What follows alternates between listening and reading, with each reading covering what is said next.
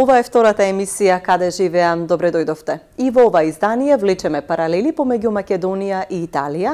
Низ образовниот процес ќе биде овавидување овој пат и се разбира низ искуствата на професорите и учениците, кои ќе споделат своји искуства за тоа што е добро и што треба да се направи за да биде уште поквалитетен образовниот систем во Италија, но и во Македонија. Овие неколку месеци соработуваат професори и средношколци од Македонија и од Италија, спроведувајќи заеднички Еразмус Плюс проект. Професори и ученици од Италија беа во посета на Струмичката гимназија Јане Сандаски и во оваа емисија ќе зборуваат за тоа како пандемијата го промени учењето и учителската професија и што како заклучок може да се извлече од целиот тој процес учење на далечина, но и се разбира кои се бенефитите кои што можат да се постигнат со унапредување на образовниот процес.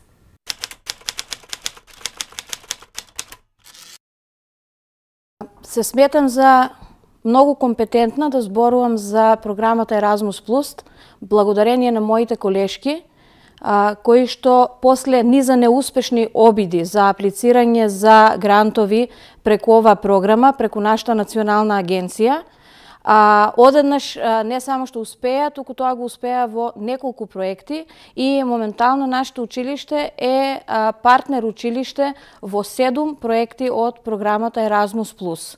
Тоа значи дека се повеќе колеги и се повеќе ученици имаат можност да учествуваат во овие програми преку своји интелектуални аутпути, така се нарекуваат во програмата, и преку мобилностите кои што се во главен фокус на сите проекти од оваа програма, каде што наши ученици имаат можност да посетат држави, странски држави, како и учениците од овие држави да дојдат кај нас, да се запознаат со нашите традиции, со нашата култура, обичаи, меѓутоа секогаш во фокусот е темата на која што се работи конкретниот проект. Значи, се останато е како една придружна приказка, меѓутоа секогаш фокусот е врз тематиката.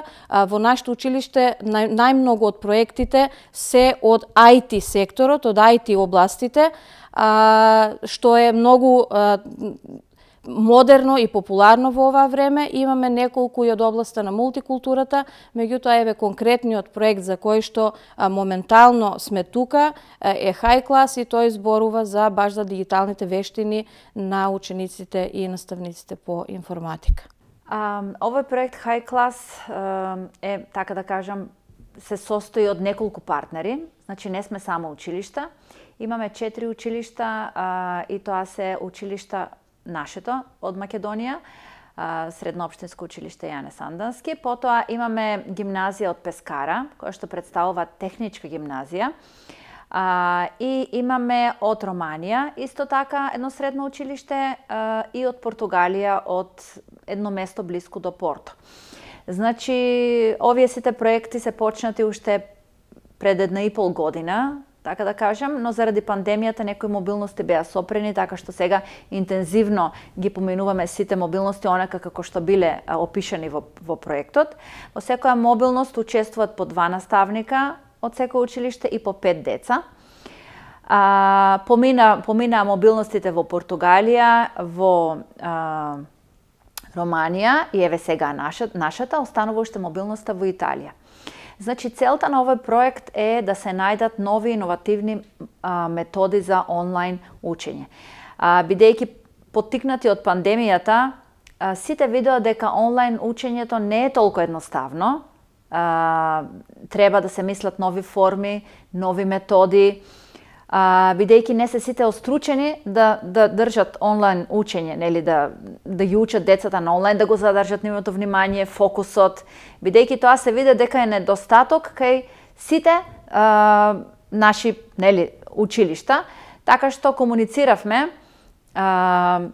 онлайн со училиштата и идејата беше многу добра, така што работевме со професорот од Италија онлайн, ги најдовме кои се нашите заеднички цели, слабости на онлайн учењето, замисливме нешто и нашиот проект, значи, беше одобрен од Италијанската национална агенција.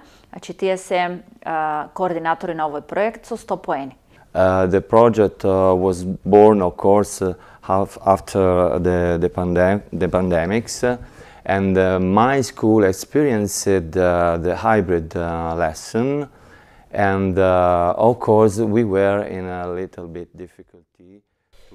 Почнавме еден иновативен дигитален училишен проект со хибридно учење во наставата. Проектот настана после пандемијата.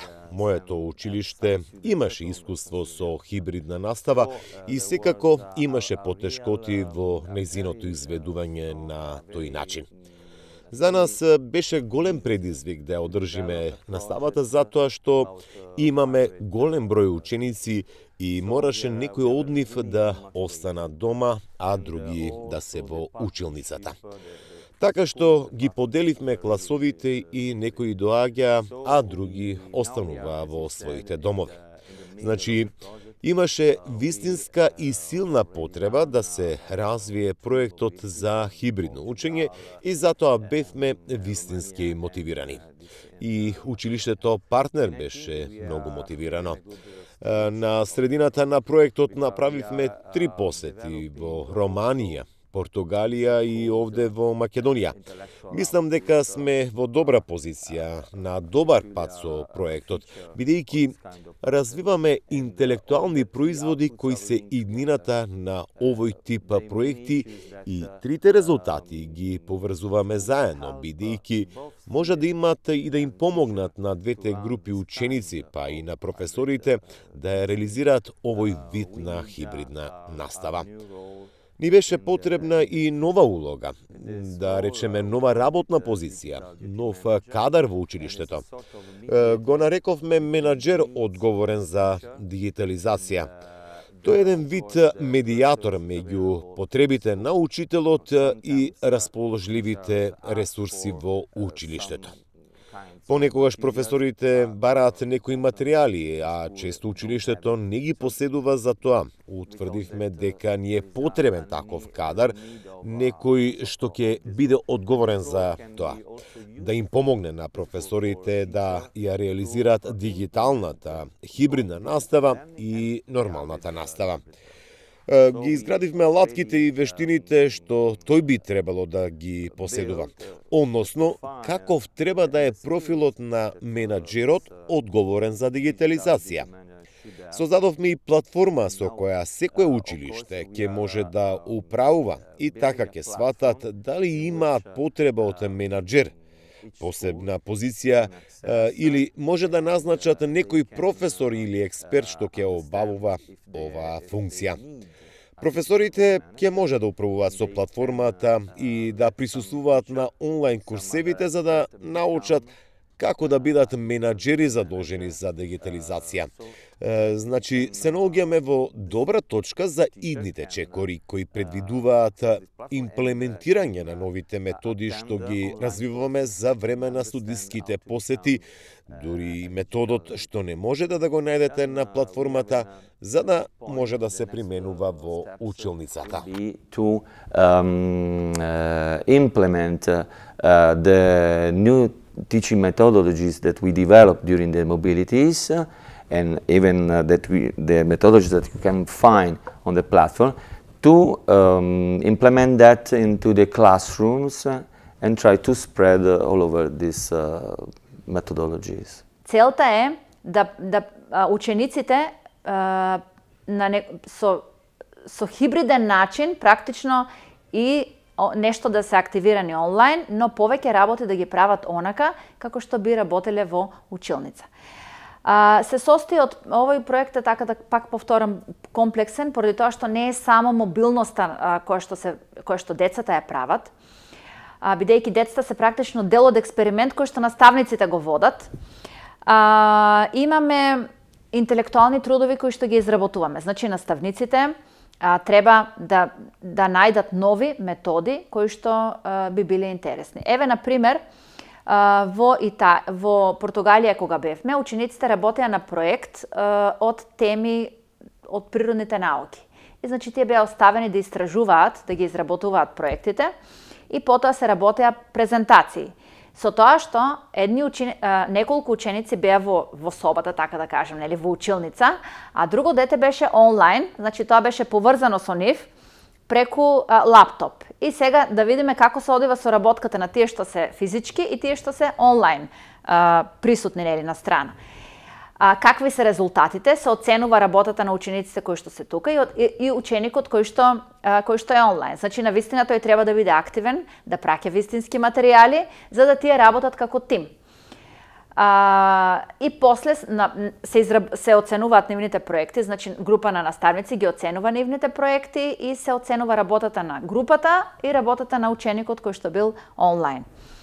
Така што тие се во вид на надпревари ги правиме и на крајот имаме победник на тимовите. Во Романија се изработуваа когнитивни мапи, така наречени когнитивни мапи, баш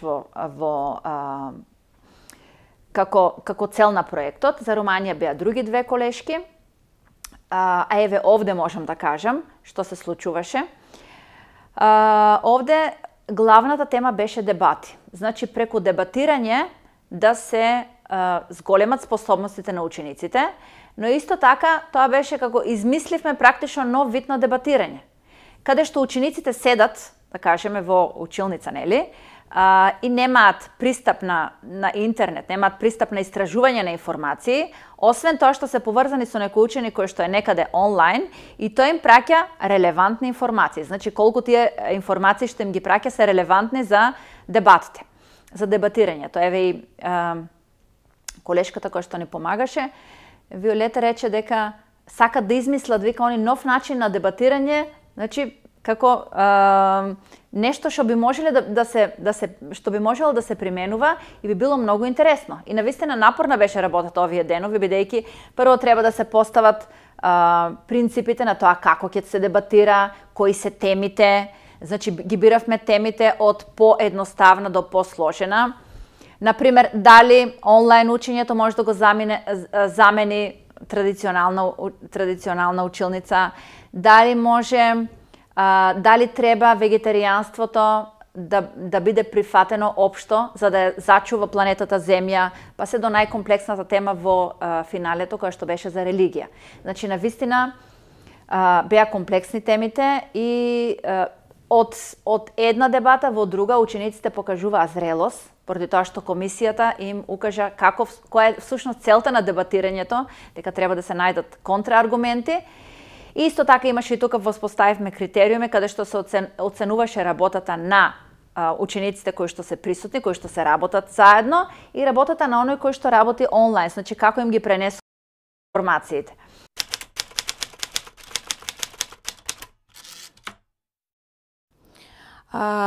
Процедурата не е лесна во никој случај и мислам дека и затоа не бевме успешни на почетокот, бидејќи навистина треба време да се навлезе во она што националните агенции го бараат во проектите. Значи има некои работи кои што секој апликант мора да ги исполни. Тоа мора да има зелена агенда во секој проект без разлика на тоа од која област е. Исто така, дигиталните вештини за кои што зборуваме се приоритет и некои други критериуми кои што задолжително мора да ги исполни партнерот, дали е училиште, невладина организација и слично, за да биде успешен во својата апликација. Предност е тоа што многу од колегите мои во СОУ Јане Сандански се исто така добри и во познавањето на странски јазици. Без одлично познавање на англискиот јазик не би се никој осмелил да проба и аплицира во Националната агенција, бидејќи јазик на комуникација, на апликација и на реализација на сите активности од оваа програма се на англиски јазик. Така што мислам дека беше потребна работа за да ги осознаеме методите, начините за тоа како успешно се аплицира и сега веќе не велам дека сме прифатени во сите проекти за кои што аплицираме, меѓутоа во повеќето сме.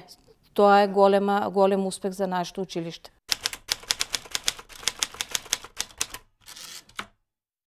Of course, I can talk for my school system because the time was very short. Of course, I see in the school that.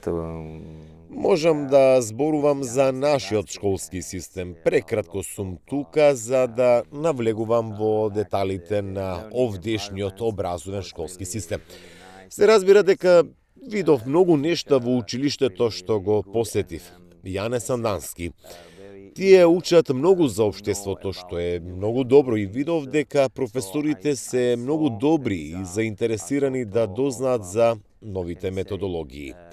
Ова е еден нов тренд. Професорите постојано учат и се вложуваат за максимално да им бидат од корист на учениците во текот на нивното образование. Се разбира, тоа беше и мојот впечаток и сигурен сум дека тоа е и реалноста. Што се однесува до мојот училишен систем, се разбира дека експериментираме и се обидуваме да внесеме многу промени, особено од 2015-та се обидуваме да го обновиме школскиот систем, да го направиме иновативен. Но секако на тој пат има и многу правила и закони и целиот тој процес со законите беше запрен од пандемијата. Ние се трудиме да ги имплементираме во сите училишта, не само дигиталниот курикулум, туку да имплементираме и евалуацијата на основните компетенции. Еден од главните предмети во италијанскиот школски систем од 12 години. Ние се стремиме кон тоа и секако сега имаме фондови, доволно средства од Европската заедница за да создадеме нова околина за учење и нова методологија базирана на роботика, вештачка интелигенција и 3D принт. Многу нова методологија, тоа е како надојдена река, доаѓа брутално, не е лесно да се менаџира, особено за учениците, но и за професорите.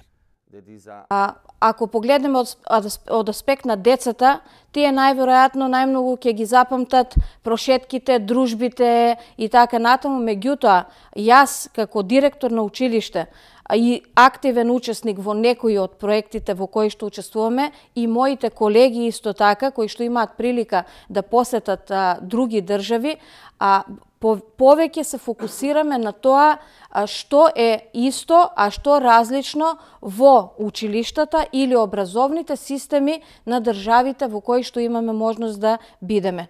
И да ви кажам, сум дошла до низа различни заклучоци. Тоа што мене ме радува е дека она што е најмногу потребно, а тоа е интелектуалниот потенцијал на децата, и tekako го имаме. Значи, нашите ученици не само што не заостануваат за другите во исполнување на сите активности, обврски во однос на било каков проект од било каква тема, туку се најчесто најбрзи, најкреативни, највешти во тоа што го спроведуваат. Сега, што пак од друга страна е тоа што нашите ученици ги прави најлоши написа тестирањата, најслаби во обидите да се запишат на реномирани универзитети во светот. Мислам дека тоа се должи, а тоа успеав и да си го потврдам на овие размени, на овие патувања, дека тоа се должи на неуспешните обиди за трансформација, успешна трансформација на нашиот образовен систем, кој, би кажала Кутриот, сите овие години е само едно експериментално глувче на разни модификации, експерименти, она што би можеле како позитивен пример да го земеме од земјите во кои што бевме, тоа се претежно земји од Европската Унија, е како без многу експериментирање, со почитување и на она што било добро и во минатите системи и превземање на истото, не отфрлање на се што било пред нас, да се дојде до еден успешен, интегриран образовен систем кој во фокусот ќе го има ученикот и во фокусот ќе го има учењето. Ќе цитирам, не се сеќам на името на авторот на реченицата, меѓутоа вика вака: училиште е за да се учи во него. Кога би бил би било најважно во училиштето да се испитува или оценува, тоа би се викало испитувалиште или оценувалиште. Значи, конечно да го ставиме учењето и знаењето пред оценките, кои што не се ништо друго освен еден символ за престиж, и ништо друго не значат, само една бројка, која што за жал понатаму одлучува и за рангирањето на учениците при упис на факултет и за формирањето на нивниот понатамошен професионален и кариерен развој, така што навистина треба да погледнеме во огледалото и да кажеме во овој систем нешто навистина не чини.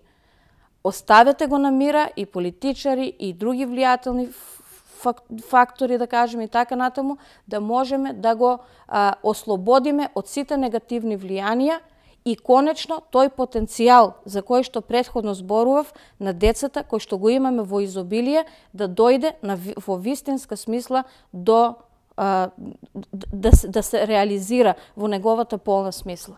Има многу разлики. Сега, нели, ние во тие проекти, значи не само овој проект, имаме и други проекти кои што ги работиме, така што можеме да направиме споредба различно, например, времетраењето на часот. Еве, во Италија, например, часот трае 60 минути. Некаде поврзано саат и пол. Значи, учениците учат блок часови одеднаш.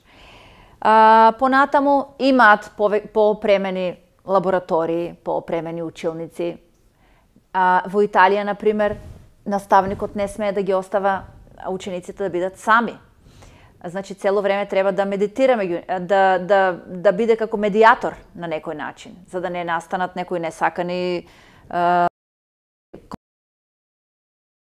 Значи, има многу работи, се разбира, би било добро да сите наши училишта се опремени така како нивните, нели? Но се различно инвестира државата во образованието, кое што е многу битно. Секаде имаат многу повеќе ресурси, компјутери, повеќе компјутерски лаборатории, табли, да кажеме, таму веќе речиси, например, каде што класичната табла е веќе практично изфрлена. Нагледни средства, тоа е нешто што сите можеме, нели, на сите би ни било добре дојдено овде, но од друга страна пак не сметаме дека заостануваме во квалитетот на образованието, поради тоа што каде и да одиме, нашите ученици не представуваат во најдобро светло, многу добро знаат англиски да зборуваат, знаат да размислуваат и едноставно во многу надпревари кои што ги имаме, тие се едни од најдобрите. Значи, сме биле во вакви проекти со ученици од Португалија, од Германија, од Романија, од Италија, од Турција и секогаш наставниците се изненадени од нашите ученици и тоа не само, да кажеме, од темите кои што се работат, туку и од пошироки познавања кои што ги имат.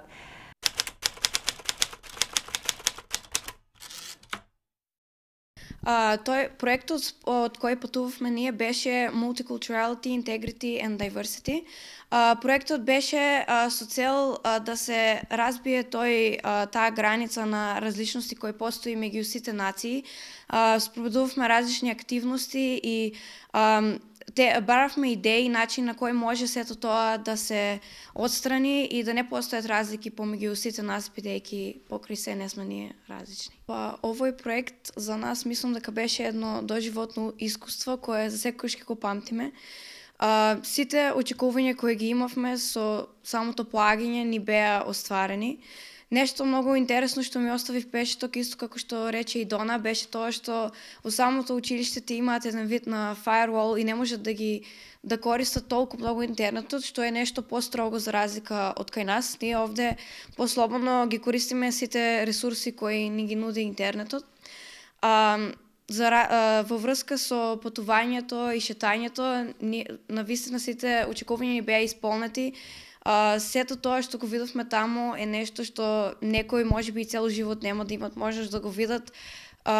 Посетивме Кападокија и целиот тој регион со многу убав и восхитувачки релјеф и се беше преубаво. Yeah, like in Italy we have longer lessons and like 1 hour lessons, and here they have like 45 minutes lessons. Многу ми се допаѓа. Ја сакам Италија, но многу е убаво и овде. Во Италија часовите траат подолго. Околу 1 час трае еден школски час, а овде траат околу 40-45 минути. Мислам дека учениците тука се многу пофокусирани, бидејќи часот е пократок, а тие имаат и подолги одмори. Од прилика 10 минути одмор на секои 3 часа. Ние сме поуморни, па од тој аспект овде е подобро. Ние во Италија имаме и многу домашни задачи.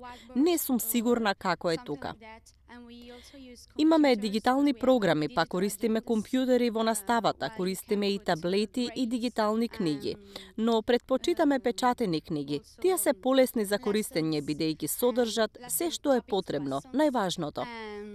We use tablets and digital books, but we also like studying on books made of paper. Мислам дека нема многу разлика во училиштата.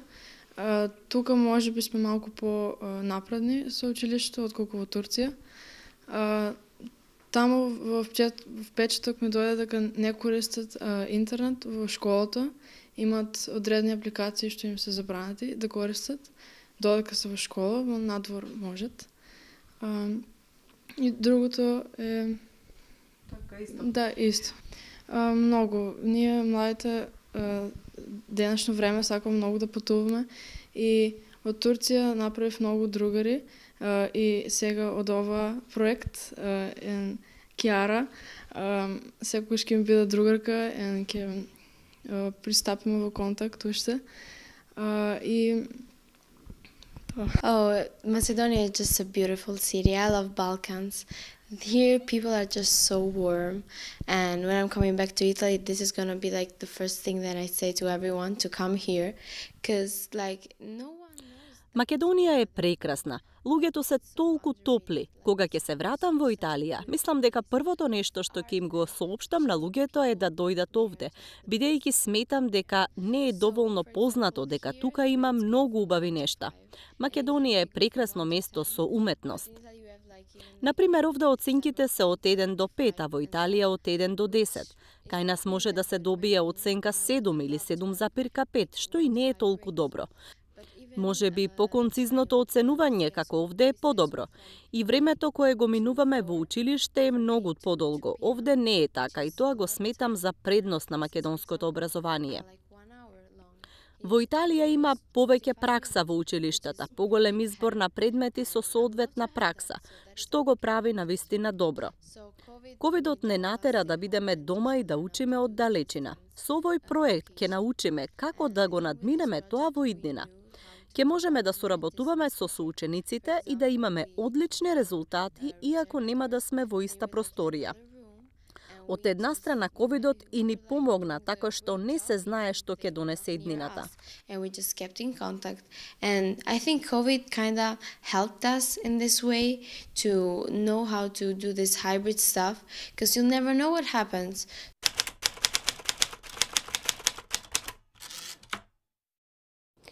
Клучот според мене е баланс на она новото што доаѓа, дигитализацијата, модерните нагледни средства и она што било драгоцено од претходниот систем, значи учителот, наставникот како фигура, како лик кој што мора да влијае врз ученикот. Зелената табла во никој случај не е нешто што не може да користи и како може да користи, така што според мене не е се во модернизацијата, таа и како треба да ја има, меѓутоа секогаш во баланс со она традиционалното. И ќе ви кажам точно зошто го кажувам тоа.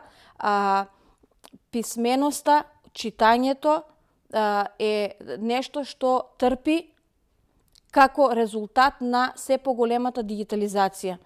Искуствата од колегите од Словенија, со кои што сме исто така партнери во некои други проекти во Еразмус програмата, кажуваат дека како тие во 2005 година, кога биле на дното на PISA скалата, исто како што сме ние сега, и години наназад. Како тие успеале од тоа дно да дојдат во првите неколку заедно со Сингапур, Хонг-Конг и најводечките земји што се однесува до образованието. Кога сватиле дека писменоста, читањето е прво нешто кое што треба на детето да му се вгнезди во идентитетот, во начинот на размислување и тоа да не го прават само наставниците по мајчин јазик и литература, туку секој наставник, и математичарот, и информатичарот, и оној што предава хемија и така натаму. Значи, писменоста е она што можеме да ја задржиме ако, освен дигитализацијата, го почитуваме и традиционалното.